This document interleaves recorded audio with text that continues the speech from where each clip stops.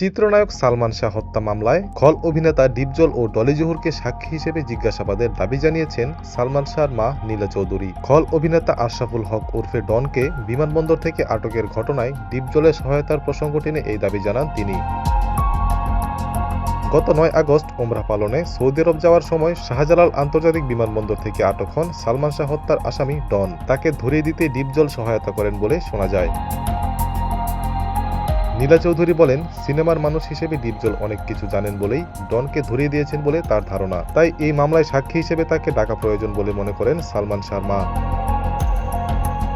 সালমান শাহ হত্যার সময় ডিপজল সহ চলচ্চিত্র অঙ্গনের অনেকেই নিয়মিত কাজ করছিলেন উল্লেখ করে নীলা চৌধুরী বলেন, ঘটনার আগে পরে অনেক কিছুই জানার সুযোগ ছিল তাদের। এ কারণে তাদের সাক্ষী হিসেবে জিজ্ঞাসাবাদ প্রয়োজন বলে মনে করেন তিনি।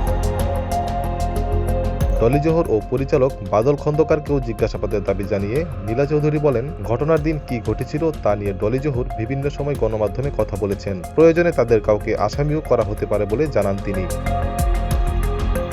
গত মাসে অনুষ্ঠিত চলচ্চিত্র শিল্পী সমিতির নির্বাচনে ডনের ভোট দেওয়ার প্রসঙ্গে নীলা চৌধুরী প্রশ্ন তোলেন, হত্যা মামলার আসামি হয়ে কিভাবে তিনি ভোট দিতে পারলেন। বর্তমান সভাপতি শিবা সানু সহ সংশ্লিষ্টদের বিরুদ্ধে ডনকে প্রশ্রয় দেওয়ার অভিযোগ তোলেন তিনি।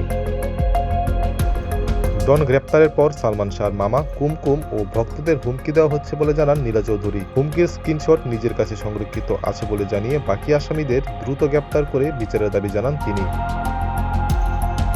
সালমান শাহ মৃত্যুর প্রায় ৩ দশক পর গত বছর হত্যা মামলায় সাবেক স্ত্রী সামিরা হক সহ মোট ১১ জনকে আসামি করা হয়েছে। এদের মধ্যে ডন ছাড়া বাকি আসামিরা এখনো অধরা।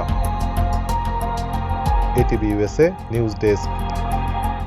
এটিভি ইউএসএ, বিশ্বজুড়ে বাঙালিয়ানা।